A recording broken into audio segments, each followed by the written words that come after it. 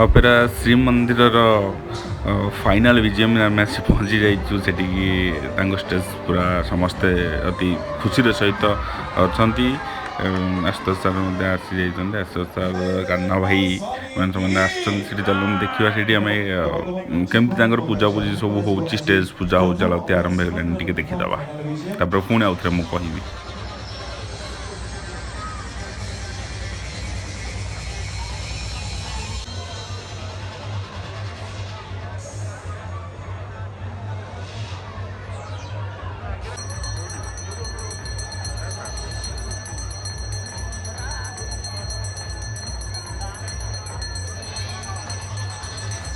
ଏଇଟା ଏମିତି ଗୋଟେ ଜାଗା ଯେଉଁଟା ମୁଁ ଦେଖୁଛି ଏଠି ଠାକୁରଙ୍କର ପୂଜା ପୁରା ଅତି ନୀତିକାନ୍ତିରେ ମଧ୍ୟ କରାଯାଏ।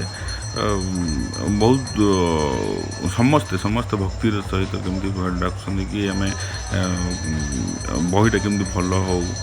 ସମସ୍ତଙ୍କୁ ସବୁ ମାଆଙ୍କୁ ଏଠି ଆଳତି କରାଯାଏ ଆଉ ବହି ନାଟକ ମଧ୍ୟ ଆରମ୍ଭ କରାଯାଏ। ଏଠି ଗୋଟେ ମାହୋଲ ଗୋଟେ ଅଲଗା ପ୍ରକାର ରହୁଛି ମୁଁ ଦେଖୁଛି। ଦେଖନ୍ତୁ ପୁଣି ମୁଁ ଆଉଥରେ ପୁଣି ଦେଖିବି ନେକ୍ସଟ ଷ୍ଟେପ୍ରେ।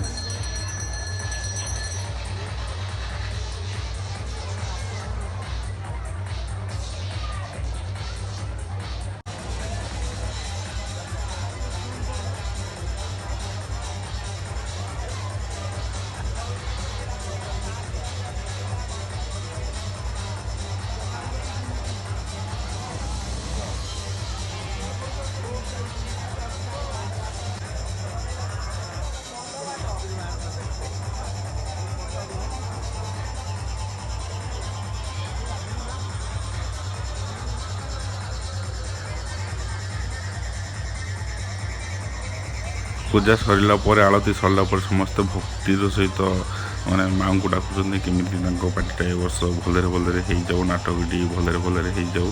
ସେ ସମସ୍ତେ ସେଥିପାଇଁ ମୁଣ୍ଡିଆ ମାରୁଛନ୍ତି।